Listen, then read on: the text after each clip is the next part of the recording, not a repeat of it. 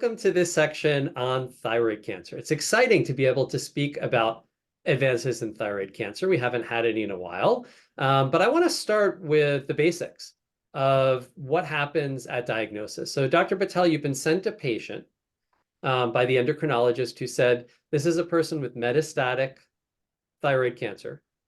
They've given the patient all the radioactive iodine they can get, right? Because that's going to be our preferred treatment. And they've been declared iodine refractory. And they're sent to you. What do you think about in clinic for thinking about how to treat this patient?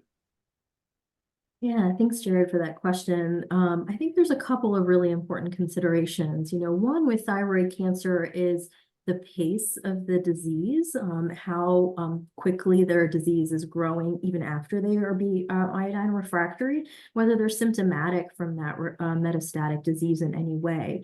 I think those are some of the first considerations, because sometimes there may be a window of actually observing patients safely and making sure that they are adequately suppressed in terms of their thyroid axis with the appropriate dose of Synthroid, so their TSH is in an appropriate range. I think those are some of the initial considerations.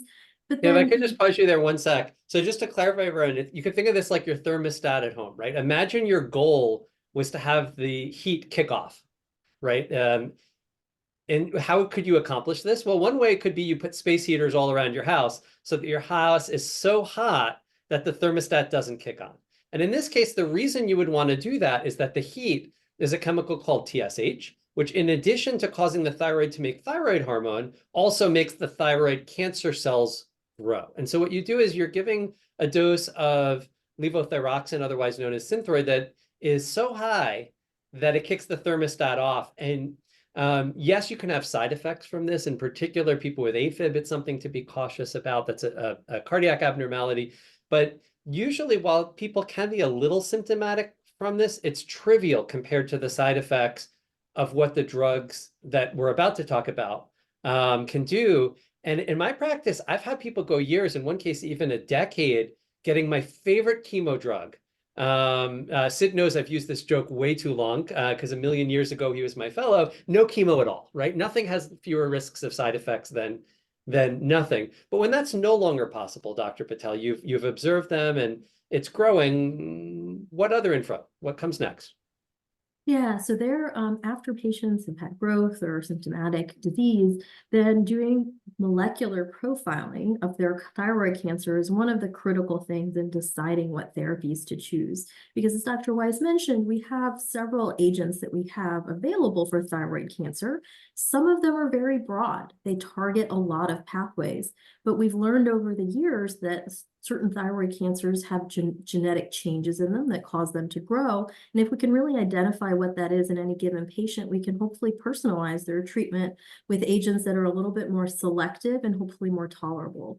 So that usually includes broad molecular profiling, because some of the genetic changes we see in thyroid cancer are point mutations, so single changes like BRAF, V600, but some of them are larger changes where two different genes that are not typically connected are connected together, so like RET fusions. And in those cases, doing profiling both with DNA analysis as well as RNA analysis, which is the downstream messenger, can be helpful in identifying these fusions. And so that's something that we commonly do for our thyroid cancer patients before selecting for oral targeted therapies, which we have several now. We have these broad agents like lenvatinib, which targets multiple tyrosine kinase, but other more selective agents such as selpercatinib or palsetinib, which target a fusion called RET and can be more selected to those specific genetic changes, as well as more targeted agents for BRAF, such as dabrafenib and trametinib, which are for that BRAF mutation specifically. So that broad profiling is really critical in making sure we get that before we select therapies for patients. And I don't want to go too far in the weeds, but the type of testing does actually matter here. So apologies, I'm going to take just a little step into the weeds. There are a lot of these changes. There are others like ALK, NTRK, Energy1, and MET that we occasionally find.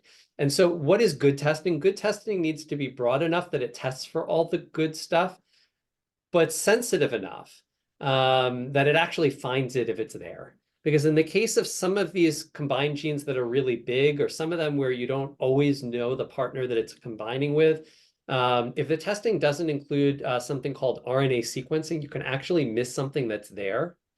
And then you're ending up with much more toxic and less effective drugs than the really good stuff if you make that match. And so it's not just about checking the box for testing, but having the good stuff, meaning DNA and RNA next generation sequencing. And I'm sorry for going into the weeds, but these particular weeds just matter. So I think for the most part, with one caveat that's also the weeds, for the most part, we prefer if we can match target with targeted therapy to do that. There's a controversy with one particular target called BRAF, whether it's better to start with the targeted therapy or the more general. Unless either of you feel otherwise, I'm going to leave that to a discussion in the doctor's office for an individual patient. But our options here, right? We have just to review, we have suppressing the TSH with levothyroxine and watching. We have targeted tyrosine kinase inhibitors. We have less targeted tyrosine kinase inhibitors, and we have one new option. I'm hearing silence. I can take one on the segment if so, there's a very new idea, and it's a little controversial. It's not quite established, so this is not an endorsement. You should run out and do this. But I think it is important for us to mention that there is a new option on the horizon that exists, that more of the data is being gathered on, and that one could at least talk to one's oncologist about. And that's resensitization to iodine. So at the beginning of this segment, it was mentioned that radioactive iodine is our preferred treatment. In earlier stages of the disease, we prefer it because it can be curative.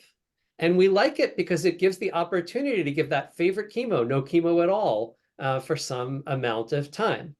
A new option that's come on the horizon is the recognition that these TKIs, in addition to controlling disease, can also convert some cancers that are not radioactive iodine sensitive to radioactive iodine sensitive cancers.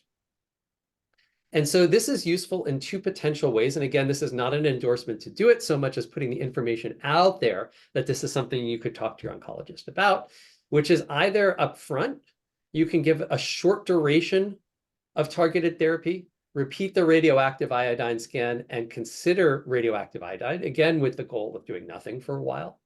Or at the time that a cancer becomes refractory to the TKI, it's worth repeating that scan because you might be in a situation where you're out of standard options, and this can add an additional option to therapy. Dr. Patel, Dr. Sheth, is this something you're considering in your practice? Anything to add to this?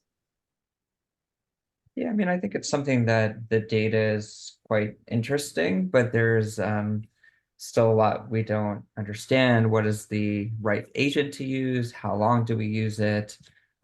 When should we be testing with imaging afterwards? And so I think what we really need to, at least at our institution, figure out is just have buy-in from the whole multidisciplinary team about some of these questions and try to protocolize how we treat these patients and to really then better understand our results. And I think, so that's one. I think the second is, as we've talked about in other segments, is just how can we have more confirmatory data? So a lot of small phase 1, phase 2 trials, but we really need a bigger trial to see is this the right strategy or not. Well, thank you for joining us for this segment on thyroid cancer.